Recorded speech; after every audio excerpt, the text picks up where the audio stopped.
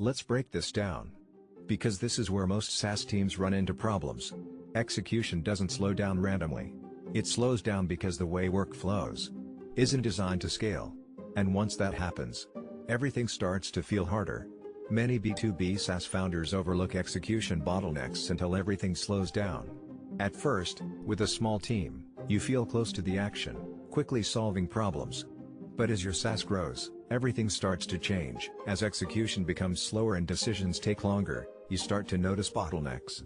This doesn't stem from a lack of effort, but from a flow problem. Work isn't moving seamlessly through your operation. To fix these bottlenecks, start by identifying where execution slows down. Each task must have a defined outcome. When outcomes become unclear, work begins to stall. Think about your SaaS right now. How does work actually move through your business? From idea to task to completion. Where does it slow down? Where does it get stuck? Next, establish visibility across your entire operation to see what's moving and what's blocked.